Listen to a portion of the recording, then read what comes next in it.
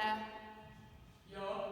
Kuidas teist üldse õpetaja sai? Meie räägime siin eesti keele ajaloo kõige tähtsamatest, kõige mõjuvõimsamatest isikutest ja sina segad teemavälise küsimusega vahele. Aga õpetaja, meie usume, et teiski räägitakse ühel päeval ajaloo tundides. Kas te olete kindel, et ei soovi meile veidikene oma eluloost tõsta?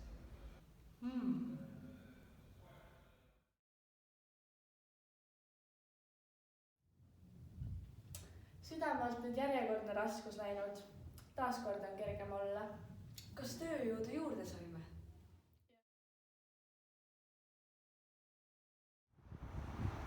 Kas siit algas teie koolitee? Oh ei, juba 10-aastased panid vanemad mu Tallinna Köster-koolmeister Nümmani juurde. Tema oli tähelepanuväärne mees. Peale seda läksin Tallinna Kreiskooli.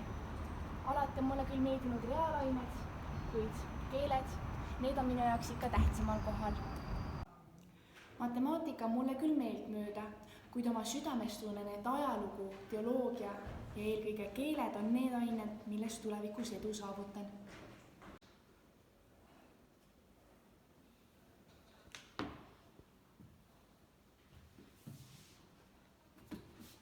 Olen tänulik, et Herr Jakobson mulle kui vaesele õpilasele katusalust pakub. Selle eest raamatukogu korrastamine, see pole mingi vaev. Nii jäi Jürgenson tihtipeale raamaturiiulite korrastamist eestikeelseid teoseid lugema.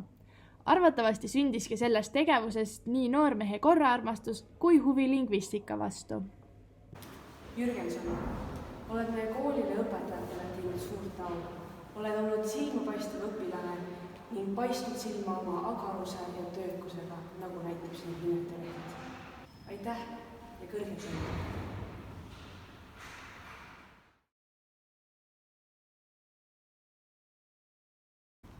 Jürgenson õppis heebrea, araabia, kaldea ja süüria keelt. Ta tegeles ladina ja kreeka kirjandusega ning osales filosoofia loengutes. Ülikooli aastatel süvenes noormehe huvi Uue Testamendi sisusse.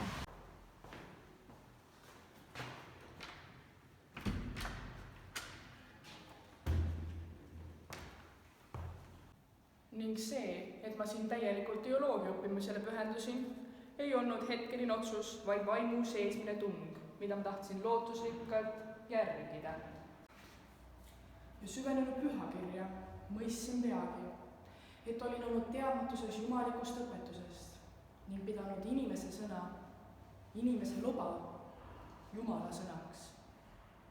Mõistsin peagi, et vaid Kristuse evangeeliumis saab meil olla täielik õnnistus.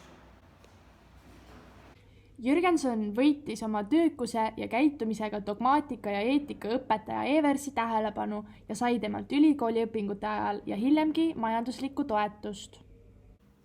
Ühtlasi sain siin ülikoolis ka väga hea erialase hariduse, kuid mina tunnen tungi arendada oma võimeid ka pedagoogika alal. Nii läkski Jürgenson kõigepealt pühapäevakooli õpetajaks, peale seda jätkas Tuula mõisas koduõpetajana.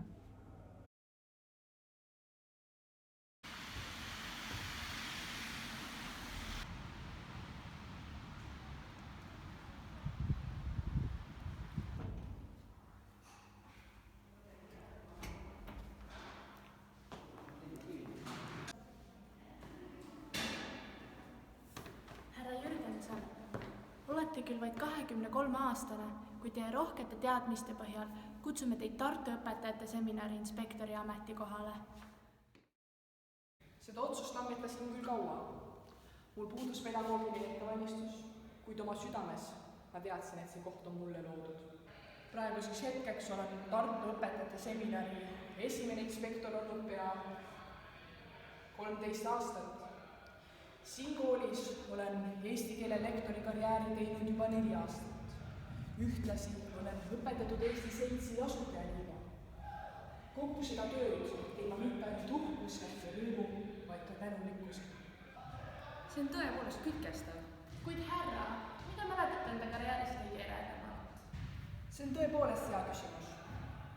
Minu karjäär on küll pungil meeldejäävatest sündmustest, kuid ma ütleksin, et enim püsib mul meeles aastal 1838.